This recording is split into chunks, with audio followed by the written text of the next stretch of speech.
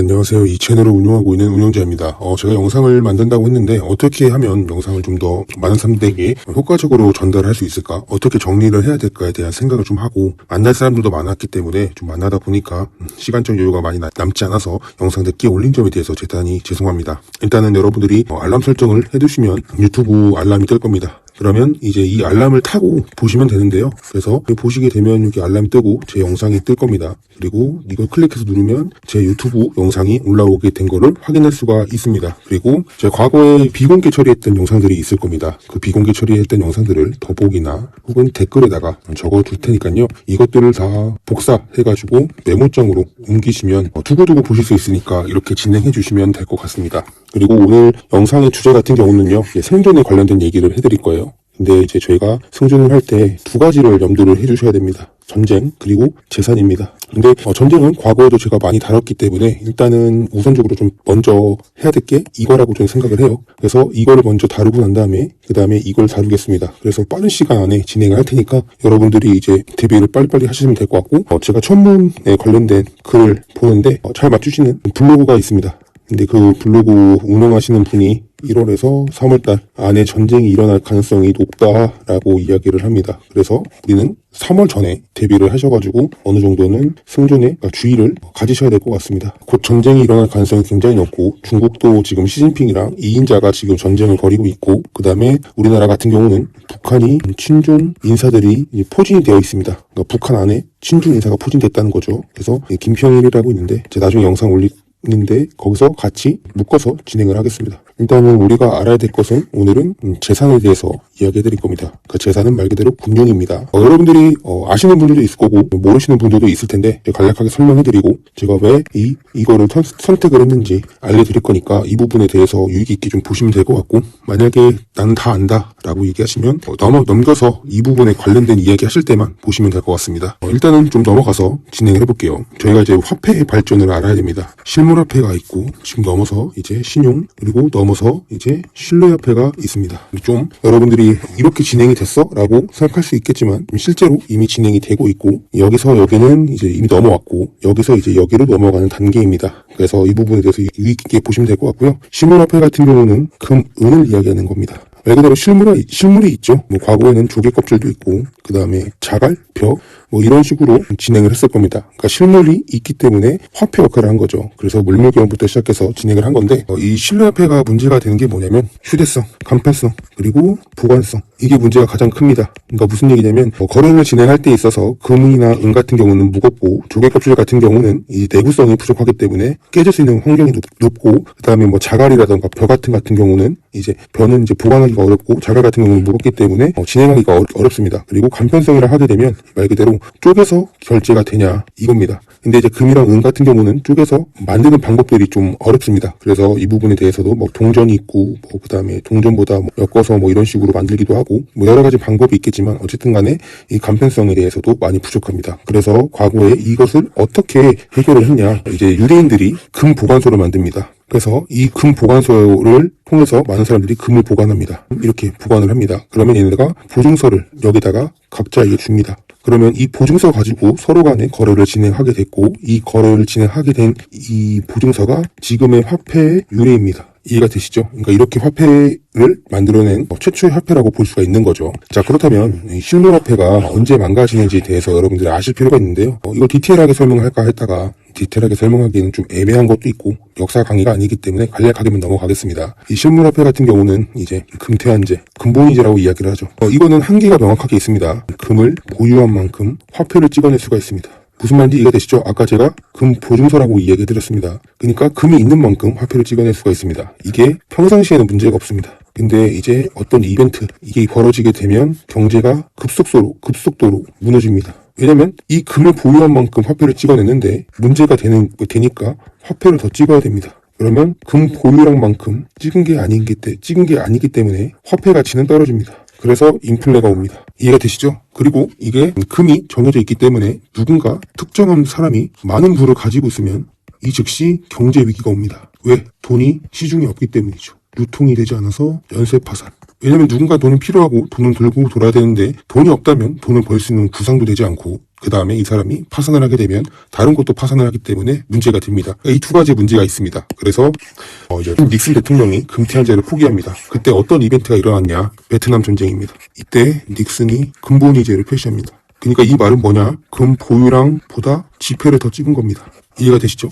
그러니까 금이 있는 것보다 더 많이 찍은 겁니다. 그래서 이게 문제가 되니까 이제 어떻게 이걸 진행을 하냐? 이때 신용화폐로 넘어가는 단추가 됩니다. 어떻게 됐냐? 이제 금본위제를 폐지하고 기축통화인 달러의 가치가 무너지자 헨리 키신저가 사우디를 방문합니다. 이때 새로운 달러 체제가 나오는데 그게 페트로 달러 체제입니다. 이게 뭐냐? 서구 거래할 때 달러로만 거래. 이해가 되시죠? 그래서 이 달러로만 거래가 되기 때문에 이제 달러가 전 세계적으로 퍼질 수 있게 됩니다. 이해가 되시죠? 그렇다면 이 달러로만 거래를 하게끔 만들었던 그 전제 조건이 뭐냐? 미국이 사우디를 지켜주겠다. 군사협정. 동맹이라고 하죠. 동맹을 맺은 겁니다. 그리고 이 동맹을 맺었기 때문에 사우디가 이 달러로 석유 거래를 할 수 있게끔 만들어줘서 미국의 신용이 올라갑니다. 석유 파동부터 시작해서 국제정세 이런 것들을 미국이라는 나라가 해결했기 때문에 미국에 대한 신뢰도가 올라갔습니다. 그래서 이 달러 가치가 유지가 되는 겁니다. 그래서 이때 제가 과거에도 영상을 올려드렸는데 이 석유가 전 세계에 퍼지게 되면 달러를 많이 쓰게 되잖아요. 그래서 이때 빙하기 선동을 합니다.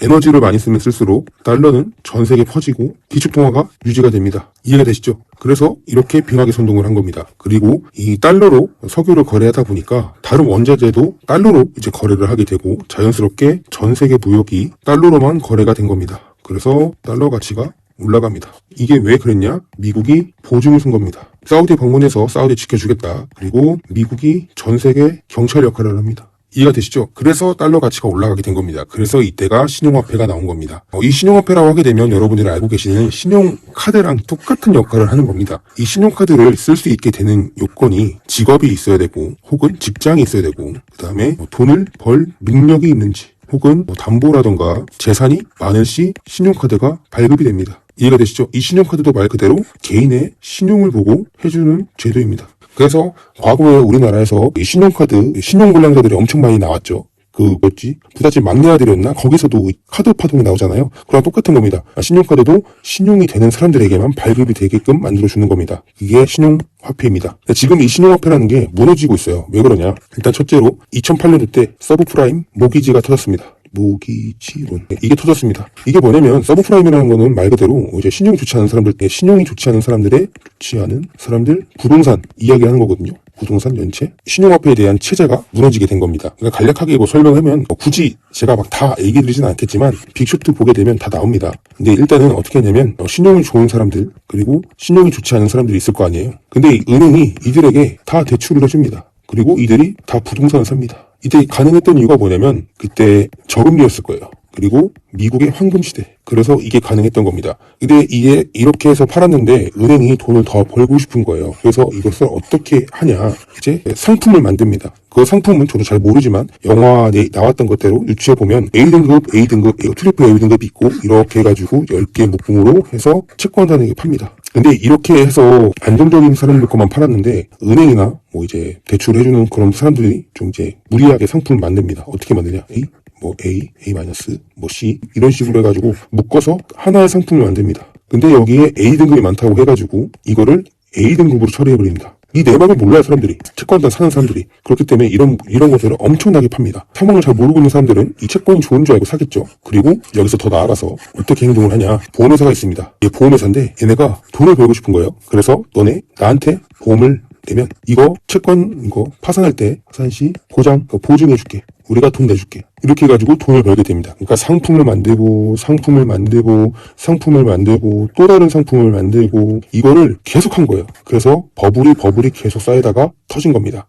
이 신용이라는 거에 대한 사람들이 환상이 깨지는 그런 시점이라고 생각하시면 돼요. 왜냐면 신용이 좋다라고 생각을 했었는데 은행에서 신용이 좋지 않은 사람들에게도 대출을 해줬고 그리고 이 신용 안 좋은 사람들과 좋은 사람들 섞어가지고 어떤 상품을 만들어서 신용을 대형 은행에서 보장을 해줬고요. 그리고 이것을 또 대형 보험회사가 보증을 서줍니다. 그래서 많은 사람들이 이 신용만 믿고 여기에 다 투자를 했다가 경제 위기가 옵니다. 그래서 이때 많은 사람들이 회의감을 느낍니다. 국가가 은행이 보증해주는 이 사람들의 정책을 믿고 따랐는데 결국에는 경제가 위기가 오더라. 그래서 이들에 대한 회의감을 느끼게 됩니다. 그래서 이때 나온 게 뭐냐? 신뢰화폐입니다. 이 신뢰화폐가 뭐냐? 블록체인입니다. 왜 이렇게 나왔냐? 이 신용이라는 건요, 저희가 볼 수가 없습니다. 숨겨버리게 되면 특정인들만 볼 수 있습니다. 그리고 이 상품이 무엇인지도 특정인들만 볼 수가 있습니다. 그렇다면 신뢰가 형성이 되지 않고 어떤 기관이라던가 은행, 나라에 대한 신용만 보고 판단을 해야 됩니다. 그렇게 했는데도 불구하고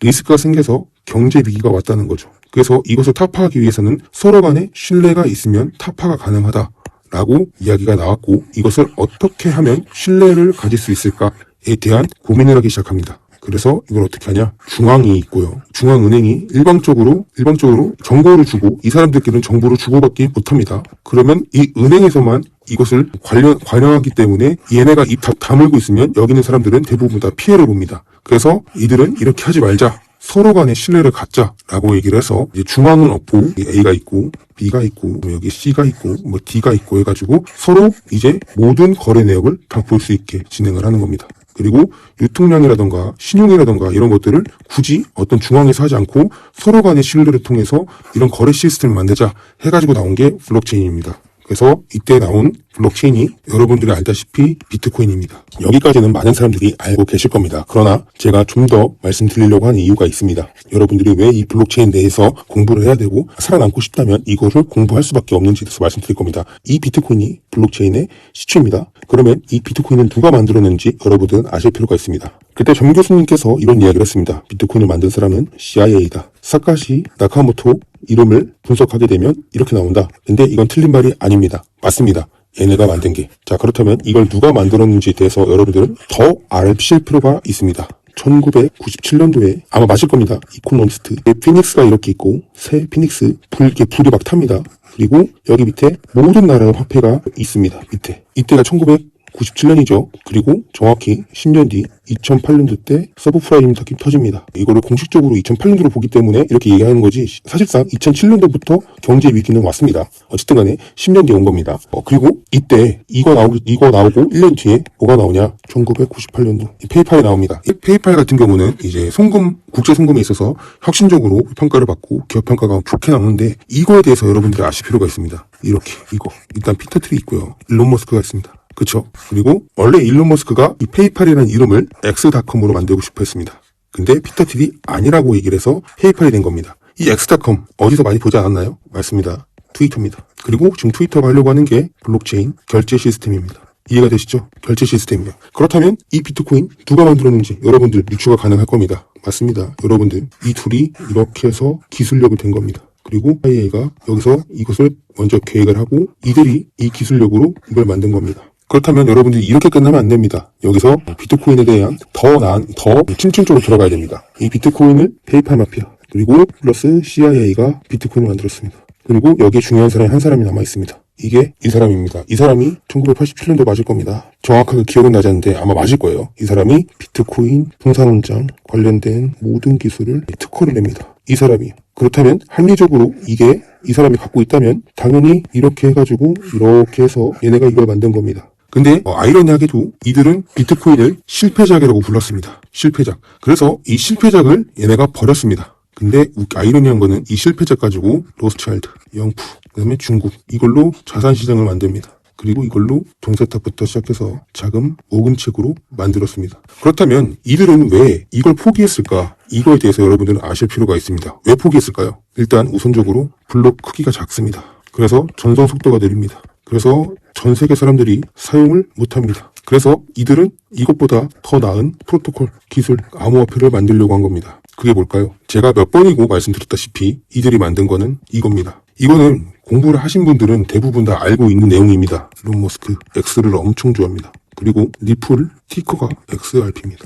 그리고 일론 머스크, 데이비드 슈와츠, 비트코인 설립, 창시, 그리고 버리고 얘네가 일로 들어옵니다. 그래서 여러분들이 얘네 이 과거를 캐다 보면 여기 있는 사람이 연결되어 있다는 것을 확인 가능합니다. 그리고 얘네가 만든 게 이것뿐만 아니라 이것까지 만들었습니다. 유일하게 얘네가 만든 게 이 두 가지입니다. 이해가 되세요? 그래서 XRP 그리고 XLM 이렇게 나오는 겁니다. 의심도 많이 가질 겁니다. 영어로 수렴한다는 얘기도 되게 많이 할 거고요. 근데 여러분들 아셔야 될 게 있습니다. 뱅가드 여기 록펠러 자금입니다. 그리고 여기 영국 왕실 리플 파트너 그리고 중동 펀드 이렇게 쓰면 안 되겠다. 중동 국부펀드 리플 파트너 그리고 유럽 왕실들 리플 파트너 그리고 일본 국부펀드 리플 투자자, 그리고 워렌 버핏, 뱅크 오브 아메리카 최대 주주. 근데 여기서 얘네가 쓰고 있는 유일한 파트너 이렇게 돼 있습니다. 그래서 제가 자꾸 이 실로협회에 대해서 이야기를 해드리고 얘들이 선택한 거는 오직 하나다. XRP. 이건 망하지 않는다. 얘기해드리는 게 뭐냐면 지금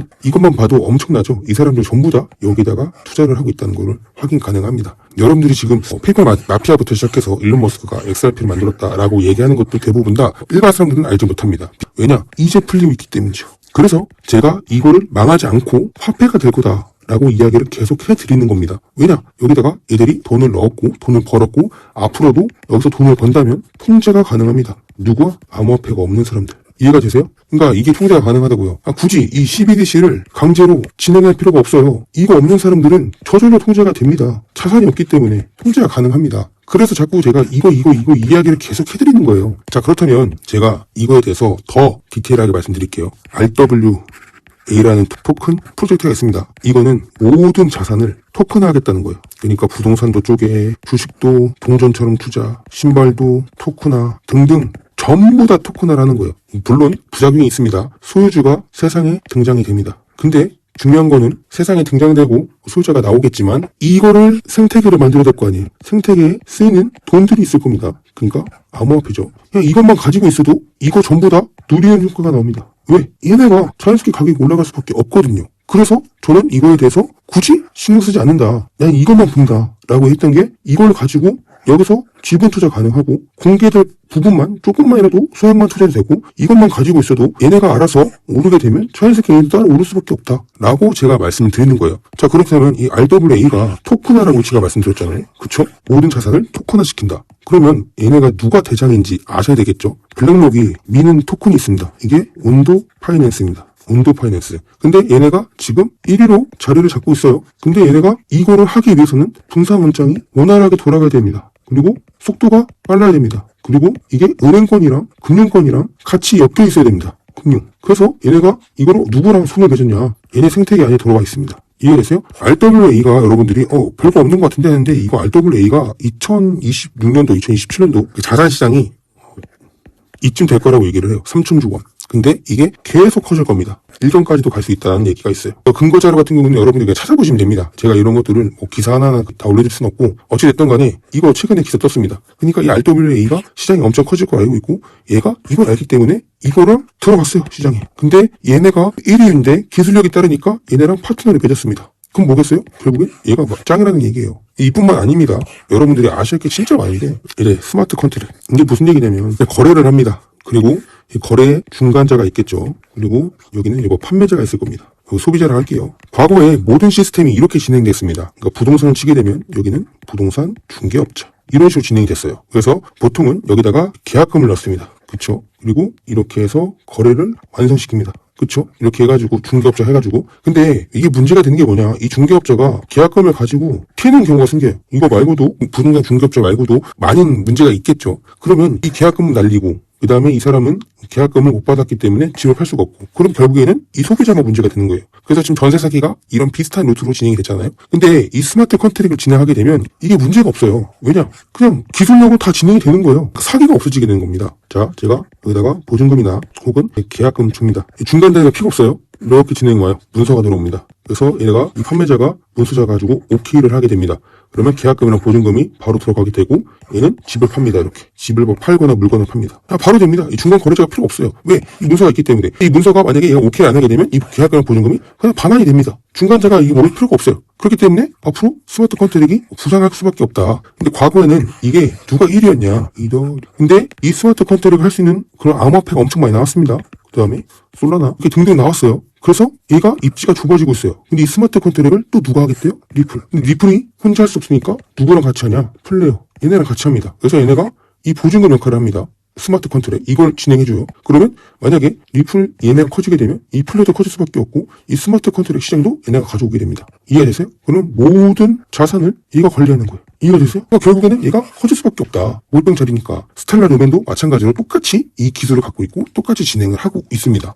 이게 기술적으로 안 좋은 거 아니야? 사기 아니야? 이렇게 얘기하는 사람들보다 제가 더 합리적으로 이야기해드리는 거예요. 그냥 폭락하는 사람들은 자산 리셋 시킬 거야. 이 이야기만 하잖아요. 근데 중요한 거는 이 자산 리셋이 금융세력들도 해당이 된다는 얘기예요. 이해가 되세요? 얘들도 해당이 된다고요. CBDC가 되면. 근데 얘네가 이거를 안 하고 싶어 하니까 암호화폐를 만들었다고. 그리고 그 말세론자들이 그런 얘기예요. 이거 어차피 성경 말씀대로 된다. 이런 얘기 진짜 많이 하거든요. 그래서 이런 사람들만 믿고 자꾸 준비를 안 해요. 그 중요한 거는 지금 이게 되는지 안 되는지 모른다니까요. 이게 모른다고. 그래서 이거 해야 된다고 지금 여러분들. 그리고 제가 기독교 사람들을 좋아하지 않는 이유 중에 하나가 성경만 보게 되고 성경에서만 얘기를 합니다. 성경은 불변의 진리인 건 맞습니다. 그런데 이 성경에서 말하지 않는 것들도 어느 정도는 봐야 됩니다. 이게 무슨 얘기냐면 이거 말고 다른 애들이 얘기하는 거. 걔네가 원하는 도시가 있습니다. 15분 도시라고 하죠. 그러니까 걔네가 만들려고 하는 도시. 이 15분 도시 살려면 칩을 박아야 됩니다. 근데 여기에 살고 싶지 않다 하는 사람들은 선택권이 주어집니다. 다른 곳에 살 기회를. 이 사람들이 여기를 탄압하지 않아요. 오직 여기서만 살기 위해 살 때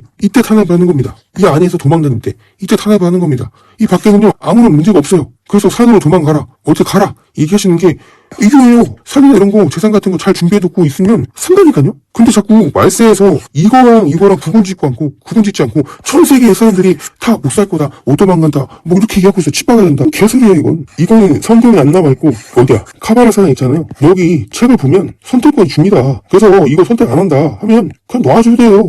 결국에는 여기 이런 것들 대비하기 위해서 돈을 벌고 15분 도시 안 하는 이런 곳을 그냥 살면 돼요. 문명에서 벗어나면 된다고요. 문명에서. 얘네 잡아 족치고 이런 거 안 한다니까요. 그리고 반대로 그런 것도 있습니다. 이제 계급사회가 나눠지게 되면 돈이 있는 사람들은 자유가 있습니다. 그래서 이들은 칩을 박지 않습니다. 당장은 박지 않습니다. 대신 돈이 없는 사람들 칩 박습니다. 뭐 이런 얘기도 있습니다. 근데 결국에는 제가 말씀드리고자 하는 거는 우리는 이 화폐를 넣어가고 있고 우리는 대비를 해야 된다. 준비를 해야 된다. 어찌됐든 간에 돈이 없으면 대비를 못합니다. 그러니까 뭐든 해야 되는 겁니다. 자, 그러면 여러분들이 뭘 사야 될까요? 얘기하겠죠. 지금 너무 많이 올랐어요. 고점일 수도 있고 여기서 한 파동 더 나올 수 있습니다. 그쵸? 이건 저도 잘 몰라요. 그러니까 차트만 보는 사람들한테도 뭐 위아래가 뭐 바뀌고 뭐 어쩌고저쩌고 얘기하는데 이거는 볼 필요가 없고 확신 있는 사람들은 떨어질 때마다 주세요. 천천히. 지금 리플 같은 경우는 당장 8,000원까지 가고 그리고 폭락을 하고 얘가 $140 약 15만 5천원?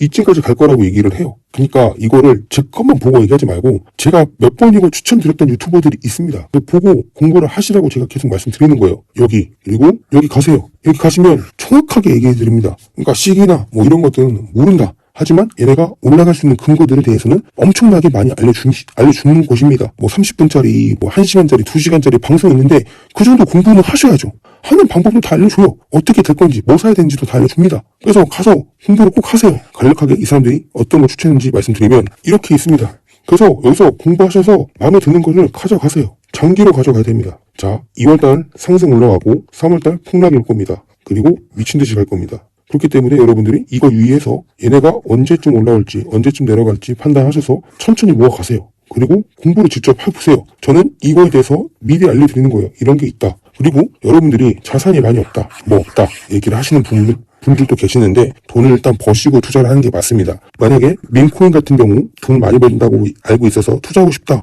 전 이 두 개밖에 추천 안 합니다. 페페, 시바이누, 그리고 본코까지. 이 세 개밖에 추천하지 않습니다. 얘는 이미 금융세력들한테 다 침발라놨고 금융세력들이 결제 시스템으로 진행을 하고 있습니다. 이게 무슨 얘기냐? 시바이누 같은 경우는 시바이누인데 자꾸 왜 이렇게 쓰냐?